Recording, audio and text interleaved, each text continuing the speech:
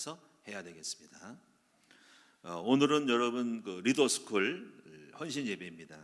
그래서 오늘 리더스쿨에게 주시는 말씀이 나를 성공시키는 사람이란 제목으로 함께 은혜를 나누기를 원합니다. 나를 성공시키는 사람이라. 여러분 이 내용의 의미를 잘 알아야 되겠습니다.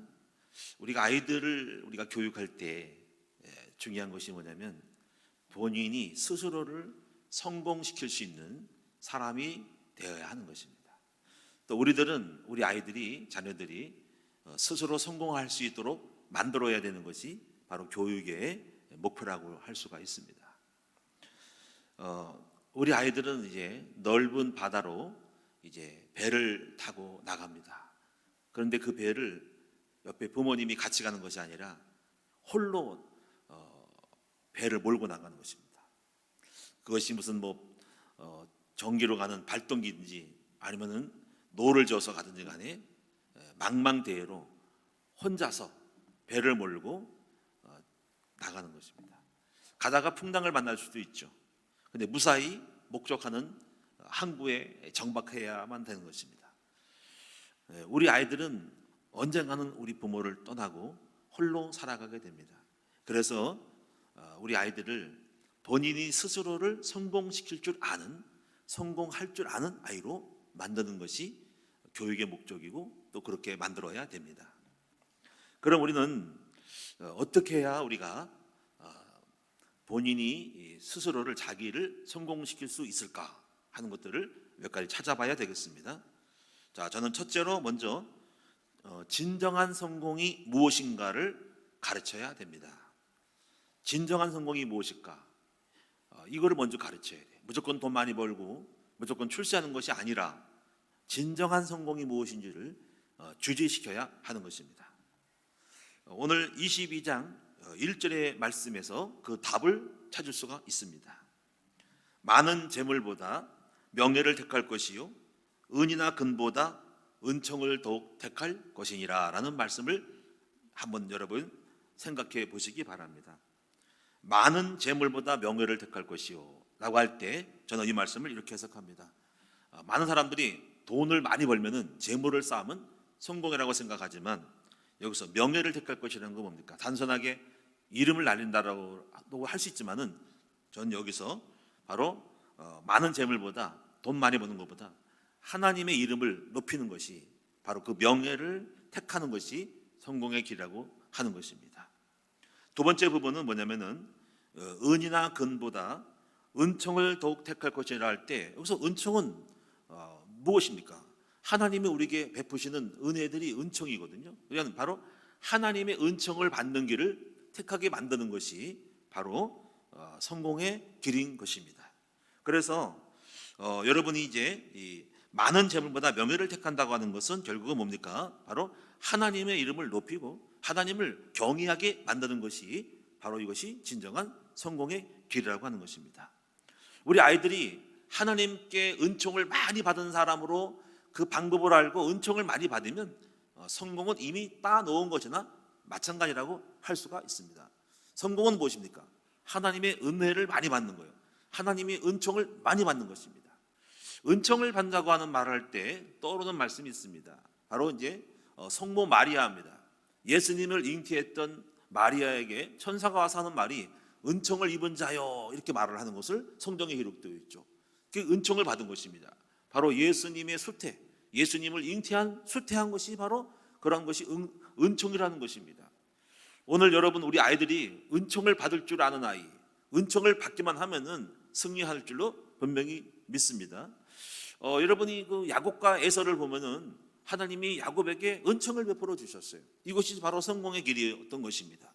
또 여러분이 오르바와 룻을 보면은 하나님은 룻에게 은총을 베풀어 주셔서 좋은 남편을 만나게 하시고 그리고 성공할 수 있도록 또 이렇게 앞줄을 열어주신 것을 알 수 있습니다.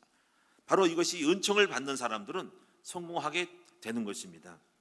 그래서 저는 여러분이 이제 항상 성공의 원리가 뭐냐면 바로 자신의 어떤 물질 재물보다는 하나님의 영광을 위해 살아가고 그리고 은총을 받을 줄 아는 하나님의 영광을 위해 살아가면 은총을 받게 됩니다. 그래서 하나님을 경외하는 삶으로 살아가는 아이를 만드는 것이 그에게는 바로 그것이 성공의 목표이고 성공의 그 방법이라고 할 수가 있는 것입니다. 여러분, 세례 요한에 대해서 세례 요한이 본인에 대해서 이렇게 고백했죠. 예수님에 대해서 고백했죠. 나는 쇠하고 그는 흥하여야 하리라 라는 말씀을 했죠. 바로 이 세례 요한의 중심이 이거였습니다. 자기는 쇠하고 예수님은 흥해야 되겠다.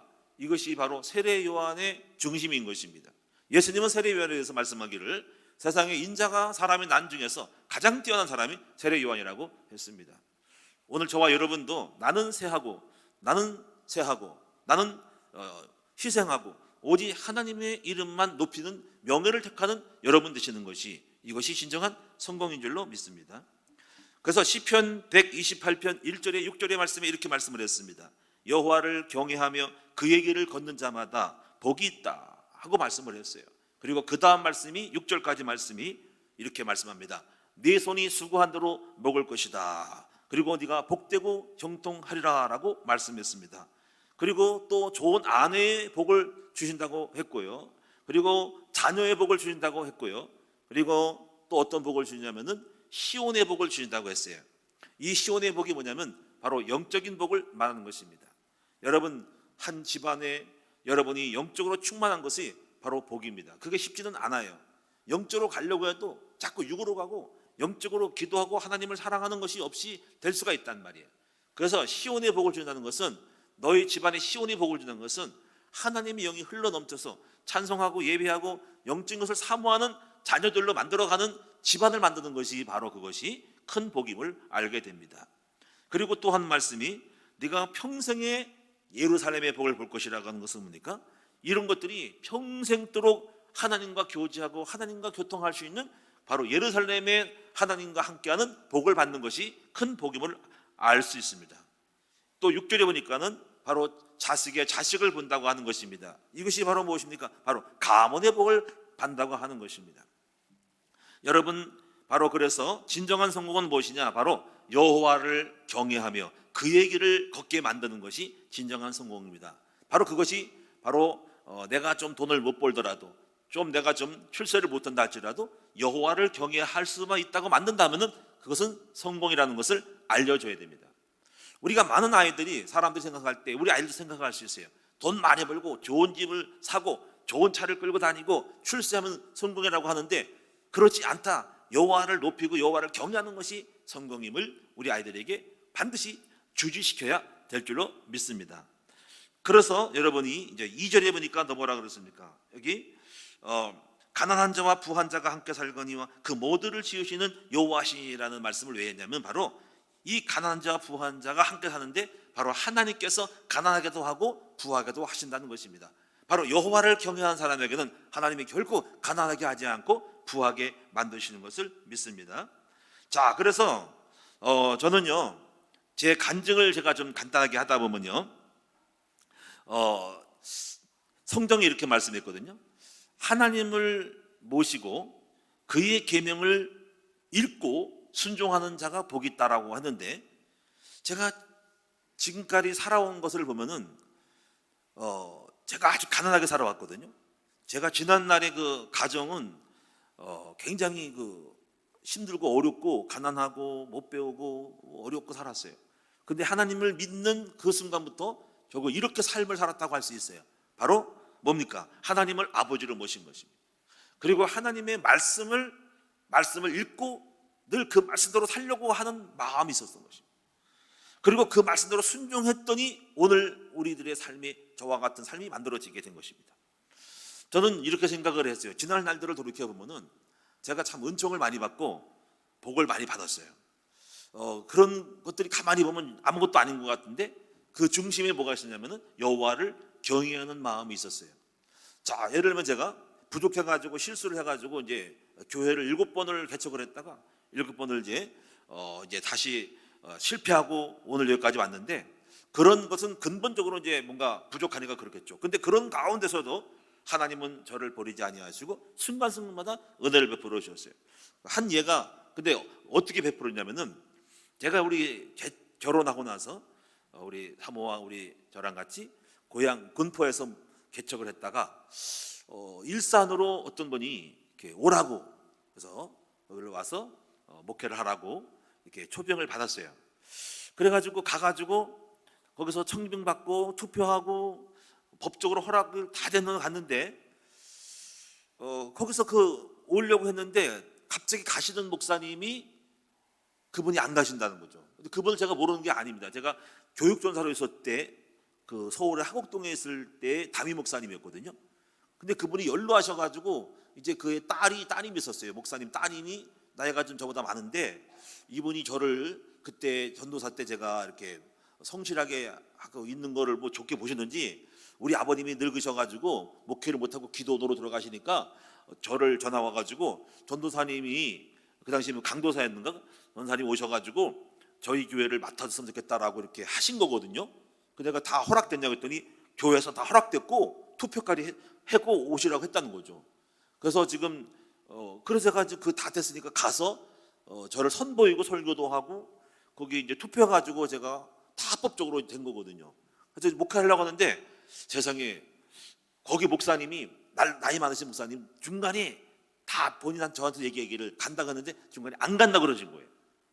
야, 이처럼 난감한 적이 없어요. 왜? 법적으로는 갈 수 있지만 사실 현실적으로 안 그렇잖아요. 그렇죠?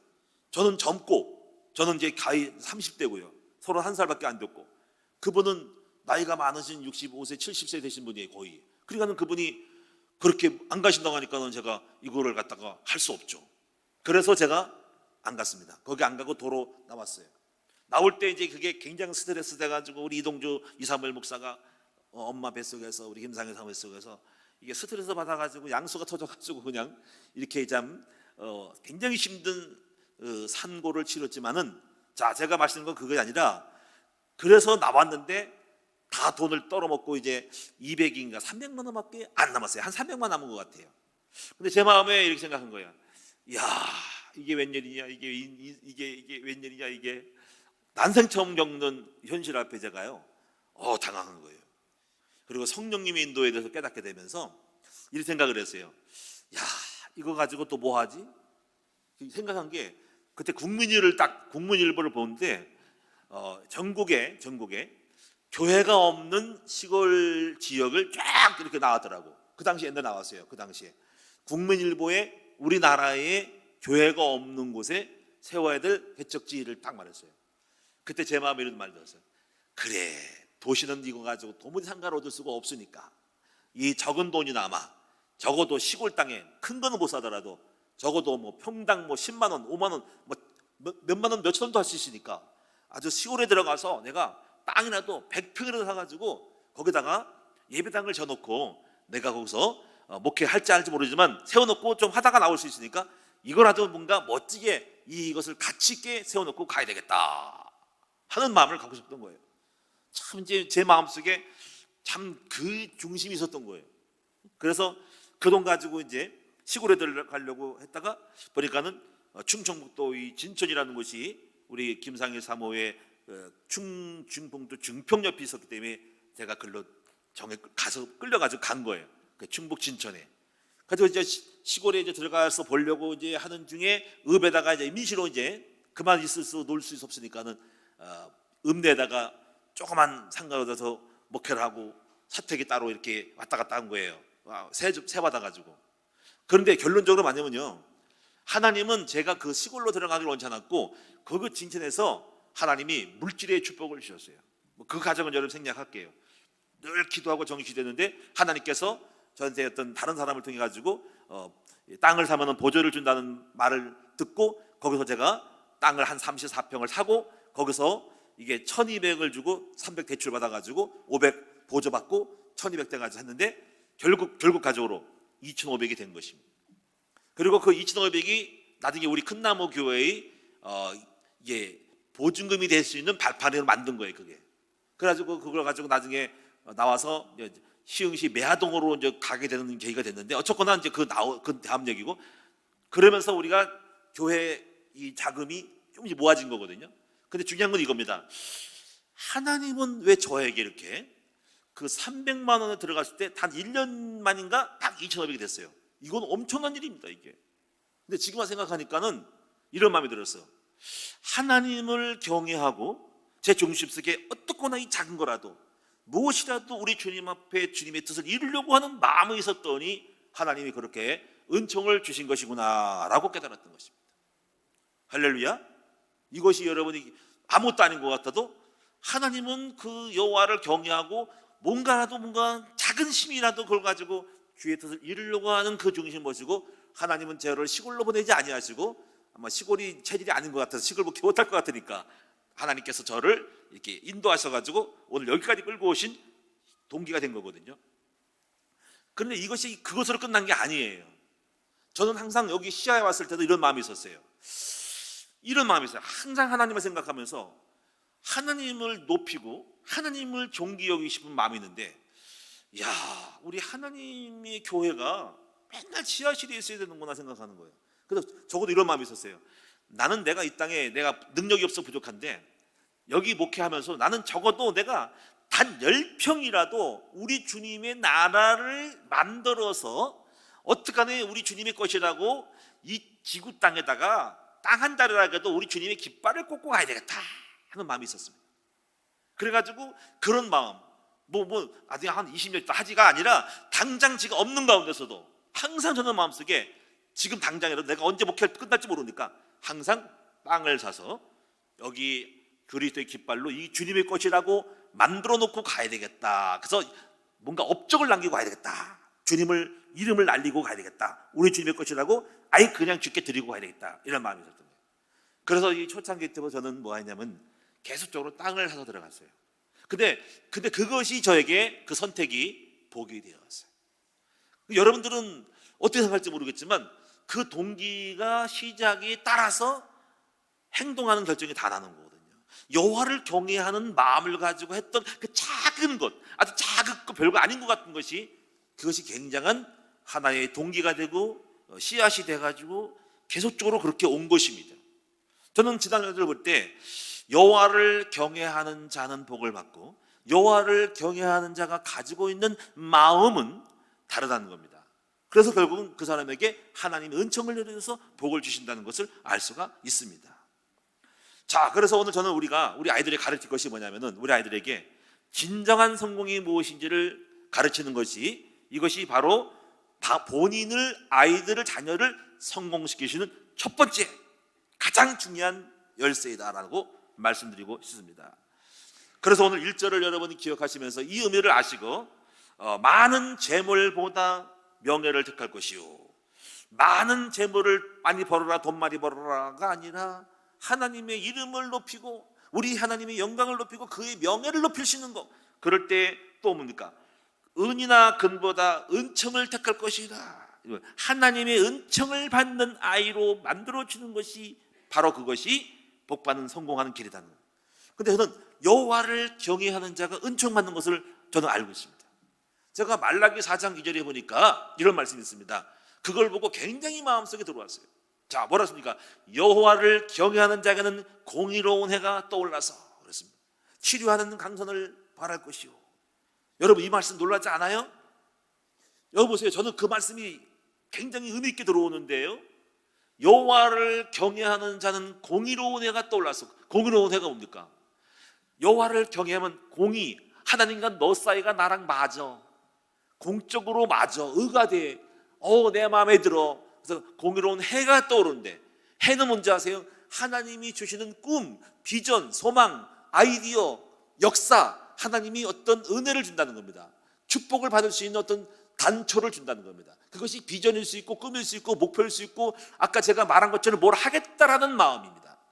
뭔가를 여호와를 경외하기 때문에 공의로워서 인정받아서 너랑 나랑 괜찮다고 생각해서 하나님이 공의로워가 떠올라서, 그게 바로 어떤 소스, 목표, 비전, 내가 나가야 될 아이디어를 수 있는 거예요. 그게 공의로움입니다. 그래서 뭡니까? 치료하는 강선을 바르니, 치료가 뭡니까? 꼭 몸이 병이 치료가 아니라 너의 삶을 치료해. 가난한 자를 부하게 만들고, 약한 자를 강하게 만들고, 없는 자를 있게 만들고, 무능한 자를 유능하게 만들 수 있는, 이것이 우리의 삶을 치유하는 것이 된다는 것입니다.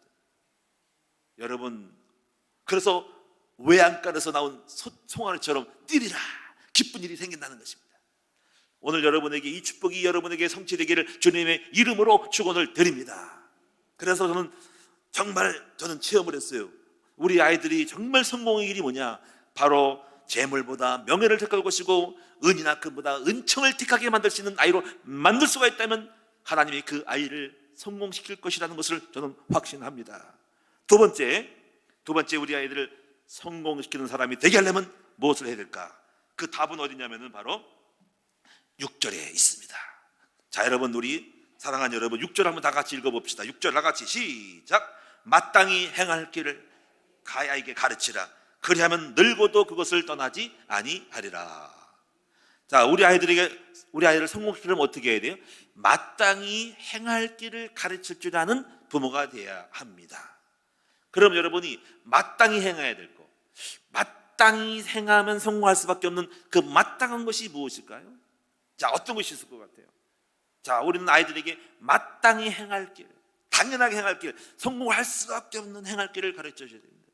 자, 무엇이 있을까요? 저는 첫째로 이렇게 생각을 해요. 바로 하나님 앞에 은혜 받는 일을 마땅히 행할 거라고 생각해요. 이것은 바로 뭐냐면 항상 하나님 앞에 나와 예배를 성공하는 아이로 만들어야 됩니다.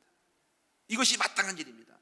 그래서 우리 아이들에게 예배의 가치를 알려주고, 특히 주일 예배, 그리고 목사님께 말씀을 받을 수 있는 그 말씀을 하나님의 말씀으로 받을 수 있게 만들 수 있는 아이는 반드시 성공합니다.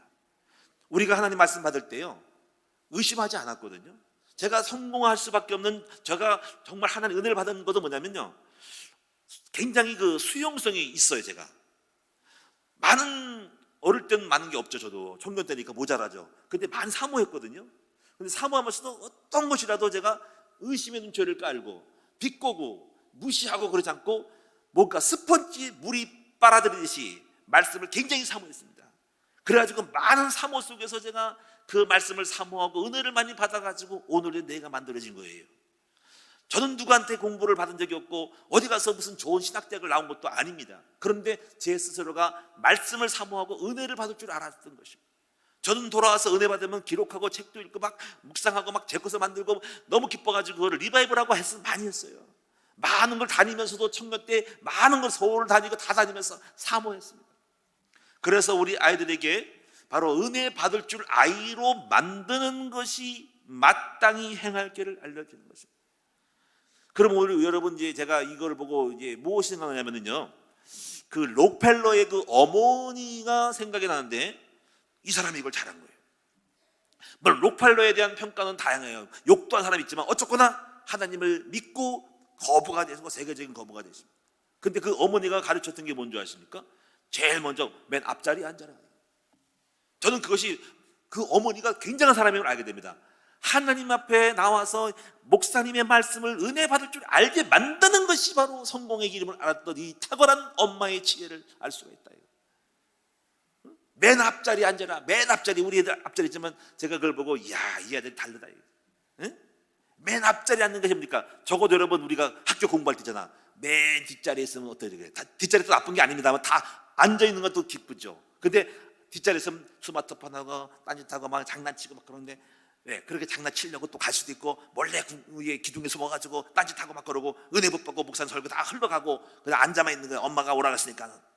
근데 맨 앞자리는 목사님 앞에 꼼짝없이 그냥 스마트폰도 할 수 없고 그냥 목사님하고 눈이 마주치면서 그냥 말씀을 잘 받는 거잖아. 이것이 바로 성공의 길이라는 것입니다.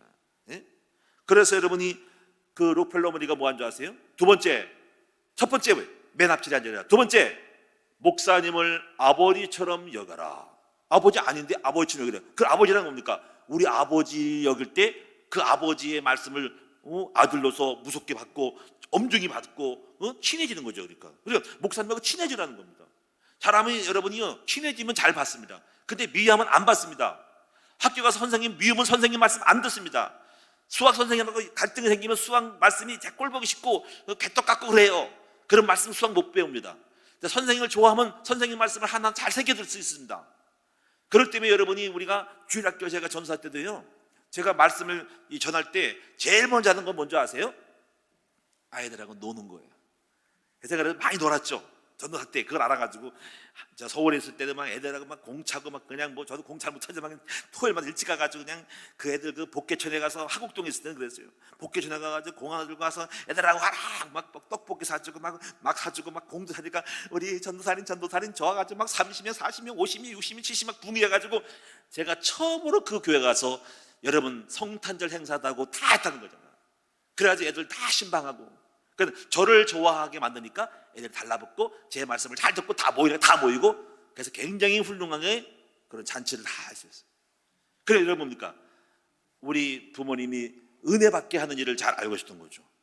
그리고 세 번째는 반드시 너는 주머니에다가 용돈을 받으면 11조를 하라. 한 점은 11조 주머니를 만들어가지고 바로 11조를 통해서 하나님을 경외하는 법을 배운 것입니다. 그래서 여러분 우리가 아이들이 마땅히 행할 길이 뭐라 그래요? 바로 하나님 앞에 나와서 은혜 받을 줄 아는 아이로 만드는 것이 그 아이의 성공의 행할 길이에요. 할렐루야. 그래서 여러분이 이걸 잘 하셔야 됩니다.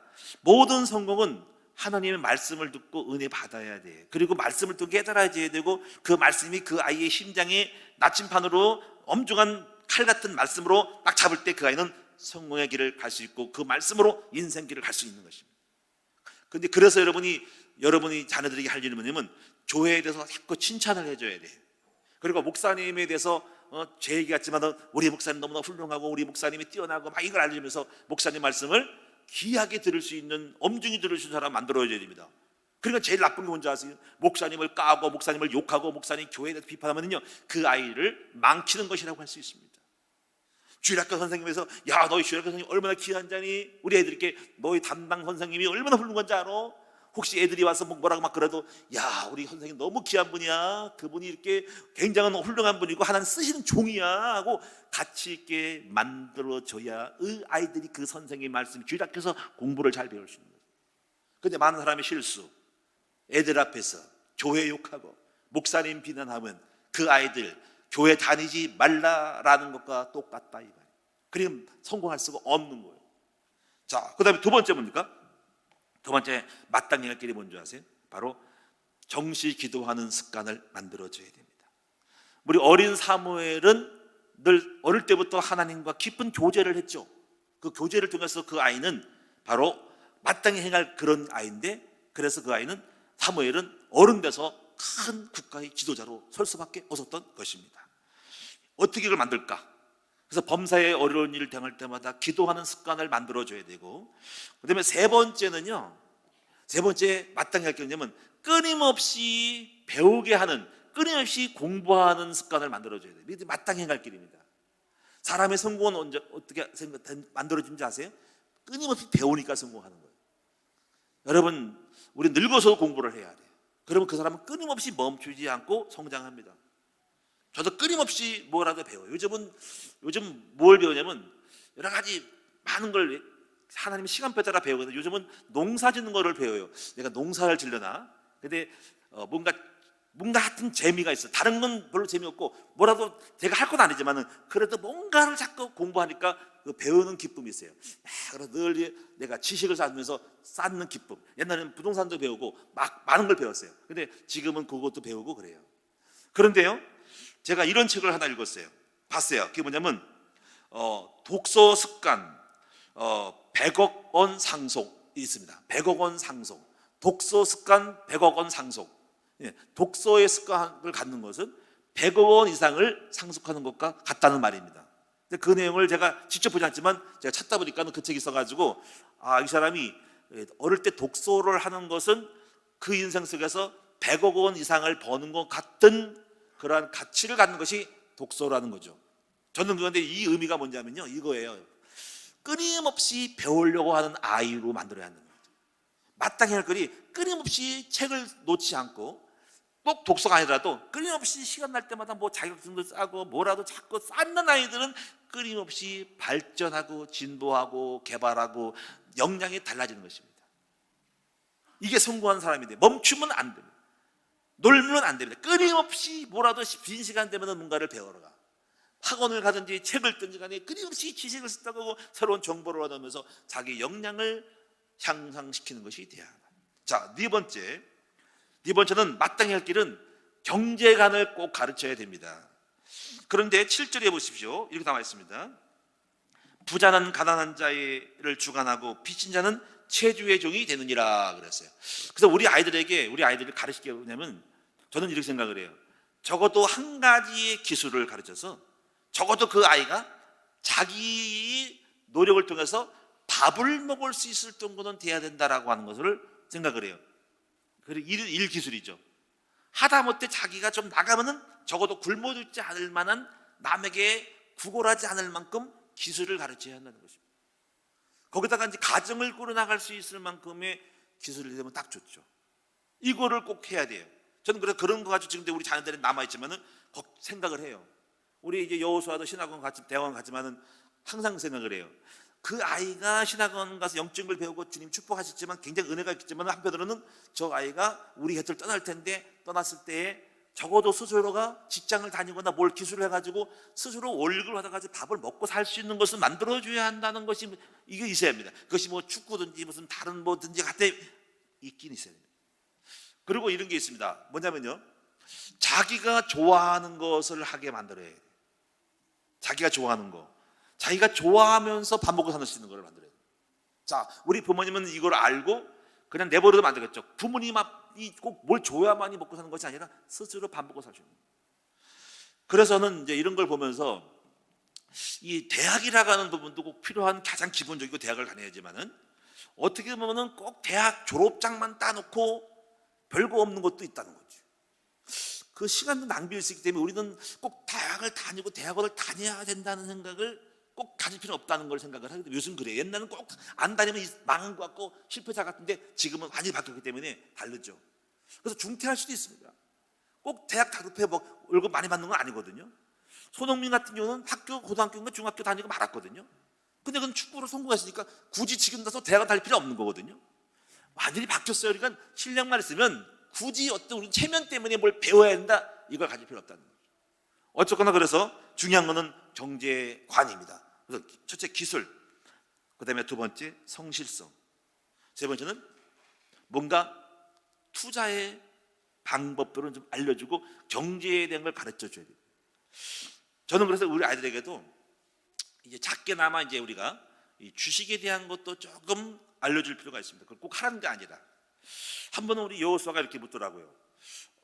우리 여호수아는 뭐 꿈이 큰 것 같아. 아버지, 제가 차를 하나 샀으면 좋겠다. 그래서 야, 네가 무슨 돈이 있어 차를 하냐 그랬더니, 그래가지고 그는 꿈이 있어. 제가 축구가 되면, 축구 선수가 내가 돈 많이 되면은 엄청난 걸 산다는 거예요. 그래서 아주 꿈은 좋다. 네, 이렇게 한 번 그러더라고요. 아버지, 그때 경제를 가르쳤어요. 500만 원짜리 차를 사면 어떻게 사야 됩니까? 그랬더니, 자, 방법이 몇 가지 있다. 첫째, 500만 원이 네가 있으면 된다. 500만 원 없어요. 그러면 만약에 내가 300만 원이 있으면 어떨까요? 그럼 어떻게 되는 거예요? 이게 그래서 알려줬어요.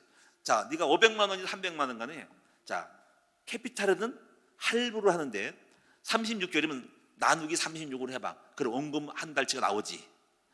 그럼 그게 있는 게 아니야. 캐피탈 이자는 비싸. 뭐 17%, 15% 갈 수도 있어. 그러면 두 번째, 원금 분할 원금 플러스 월 이자 플러스 되는 거야. 다야? 아니야. 그 다음에 등록비가 들어가. 그러니까 지금 공부를 하고 있는 겁니다. 꼭 하란 말이 아니라 그 아이가 물어보기 때문에 세상 물정 알려주려고, 너 이게 만만치 않은 거야. 자, 원금 플러스 이자, 그 다음에 등록비가 나와. 그 다음에 그게 그냥 끌고 다니냐? 보험이 있어. 그 차의 가액에 따라 보험이 있어.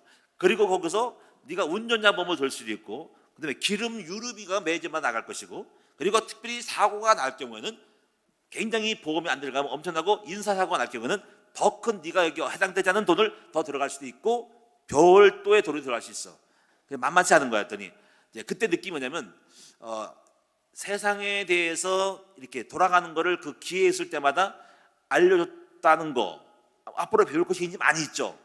굉장히 많은 것을 배워야 되는데, 우리 부모님이 아이들과 함께 있을 때에 이런 걸 알려줘야 되는 거예요. 그래서 그런 것이 있습니다. 그래서 여러분이 많이 이런 것들을 저는 알려주고 있고, 또 청약 통장 하는 것도 이게 어떻게 되는 것을 알려주고, 이런 세계에서 알려줘야 돼요. 그 다음에 다섯 번째가 뭐냐면요, 마음을 깨끗하게 먹기. 이거를 여러분이 마땅히 해야 할 길을 알려줘야 된다. 마음을 깨끗하게. 자, 11절을 보시면 이렇게 말씀해. 마음의 청결을 사모하는 자의 입술에는 덕이 있으므로 임금이 그의 친구가 되느니라. 여러분이 마음이 청결하면 입술도 청결해지죠. 자, 욕이 나오고 말이 더러운 사람은 마음이 더러워서 그래요. 자, 마음이 싸나우면 싸나운 말을 합니다. 이번에 국회의원 한 사람이 같은 국회의원 보고 무슨 법사위 청문하는데 어떤 한 여성 의원 보고 모르게 자기는 변명하지만 저게 이렇게 했다는 거예요. 저게. 근데 보면은 그 사람의 마음이 약간 굉장히 좀 평소 느낀 게 강하고 마음이 뭔가 있어. 그러니까 그 말을 함부로 하는 거예요. 이렇게 여러분이 이제 우리가 마음을 깨끗이 하게 만들어야 됩니다. 그래서 여러분이 이 부정적인 말, 나쁜 말, 더러운 말, 욕하는 말, 싸나운 말을 하는 것은 그 마음이 그렇게 돼서 그런 것입니다. 그래서 저는 생각을 해요. 항상 우리가 마태복음 5장 8절에 보니까는 마음이 청결한 자가 복이 있나니 하나님을 볼 것이요. 그래서 항상 마음을 청결하게 하는 이거를 항상 행할 길을 알려줘야 됩니다. 제가 마음이 청결했을 때가 있었어요. 그것은 뭐냐면 꼭 깨끗하다는 것보다도 굉장히 순수하고 다른 거를 잡다는 생각을 하고 오직 하나님만을 올인했을 때 몇 가지 딱 제가 역사 속에서 큰 중요한 사건이 났습니다. 하나님을 본 사건인데 여러분 하나님 봤다는 말이면 놀랄 수 있어요. 근데 제가 분명히 뭘 봤냐면요, 하나님이 얼굴과 같은 것을 봤어요. 입양 전에. 굉장히 충격이요. 제가 이제 군산 아빠들을 목사님들 세미나 갔을 때 제가 거꾸로 진되게 있었거든요. 갑자기 하나님이 막 대화를 하는 장면이 나왔어요. 얼굴을 보고 막 눈물을 흘리시는 주님. 그래서 입양에 대한 부분에 대한 거를 감개는 거를 주셨거든요.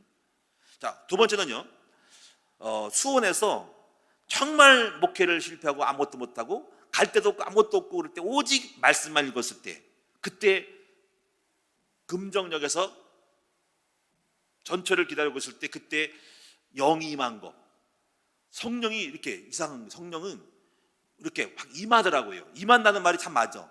해오리 바람처럼, 해오리 바람은 이렇게 말려 들어가잖아. 이렇게 확 말려 들어가는 것 같은 거. 확 들어오시더니만 확 끌고 가서 저랑 대화를 하는 거. 그 군산 때도 그랬어요. 갑자기 차 운전하는데 언제 차 내렸는지 모르는데 갑자기 확 들어오시면서 이렇게 영으로 주님과의 입양, 그 아기 고아에 대한 미혼모에 대한 대화를 한 거 어마어마한 눈물을 흘렸어요. 근데 그때 그 전의 상황을 가만히 보면요, 항상 뭐냐면 굉장히 순수하고 오직이 되고 집중했을 때 항상 뭔가 영이 임했어요. 또 제가요, 개척 초기 때 목회가 어렵고 사람이 없으니까는 늘 우리 김상희 사모랑 둘이 있었는데 제가 늘 그 오전에는요 강대상이 개척교회 때 엎드려 기도했어요. 그리고 말씀 묵상했는데 그때도 이게 하나님 영이 임했는데 큐티를 했거든요. 늘 묵상했거든요. 그때마다 막 빨려 들어가는 거 있지. 말씀 속에 빨려 들어가가지고 하나님의 영을 이게 임재를 경험하는 거. 말씀에 팍 빠져가지고 비몽사몽간에 그냥 말씀 잡아가지고 내가 여긴지 한상인지 꿈인지 모를 정도로 뭔가 잡혀가지고 막 이렇게 막 있는 거. 그러다가 우리 김상희 사모님 여보 밥 먹어 그럴 때 깨는 거. 가지고 여보 말하지 마라 이런 때가 많았어요. 강대상에서 올라가지고 사모님 말하니까 나 지금 뭔가 이렇게 있는 거야 영이. 그때 뭔가 이렇게 흥을 깨지 말라는 사인을 하는 겁니다. 근데 그때 많은 묵상을 통해서 주님의 음성을 들은 것이 많이 있었어요. 자, 우리가 우리 아이들에게 하나님 앞에 오직이 되게 만들 수 있는 이런 아이를 만들면 어떤 일이 벌어질까? 굉장한 하나님의 음성을 듣거나 역사가 일어날 수밖에 없는 아이가 되는 것입니다. 자, 이제 몇 가지 꼭 정리하겠습니다. 그 다음에 게으르지 않고 부지런하기를 만드는 것, 마땅히 할 길. 그 다음에 여러분 14절을 보세요. 음녀 입은 깊은 함정이라 여호와의 노를 당한 자는 거기 빠지리라 하는 것은 나쁜 것에 유혹당하지 않기, 이런 것들입니다. 자, 나쁜 것은 뭡니까? 음녀 입은 꼭 나쁜 여자를 말하기보다는 뭐 나쁜 친구, 뭐 도박, 도둑질, 방탕, 불법 행하지 않고 이렇게 나쁜 곳에 끌려다니지 않게 만드는 마땅히 행할 길을 아이들에게 반드시 정직하고 바르게 만들어야 됩니다. 자, 결론을 짓겠습니다. 지금 제가 말한 것 꼭 두 가지입니다. 하나 뭐니까 바로 돈보다 재물보다 여호와를 경외하고 명예를 택할 것이고 은총을 택할 것을 우리 아이들에 가르쳐야 되고, 두 번째 뭡니까? 마땅히 행할 길을 가르치시는 것들을 해야 됩니다. 그럼 우리가 이제 세 번째는 뭐냐면 이건요, 다른 게 아니라 지금 이런 것들을 부모 슬하에 머문 동안에 계속 관리를 해줄 수 있도록 만들어야 됩니다. 그래서 그 아이가 이렇게만 되면 성공할 수밖에 없어요. 근데 언젠가 아이들은 부모를 떠나거든요. 우리 부모에 떠납니다. 벌써 20살 되면 벌써 밖으로 돌아요. 엄마 없이도 살 수 있다. 그때부터는요, 뭐가 되냐면요, 가정 예배 드리자 그러면 안 드려요. 교회 가라. 알았어요. 빠이빠이 안녕. 나 혼자 살 거예요. 이런 거예요. 항상 그거예요. 저는 생각해가지고 우리 품에 있을 때 잡는 거예요. 근데 어른 되면은 더 이상 컨트롤을 하기가 어렵잖아요. 이 끈이 풀렸어.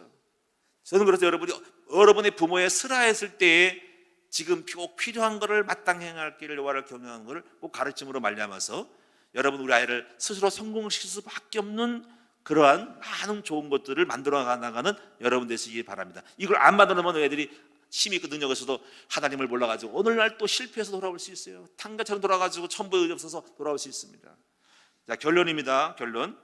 우리는 본인 스스로 결국은 언젠가 떠납니다. 본인 스스로 성공의 길을 갈 수 있도록 도와줘야 되겠습니다.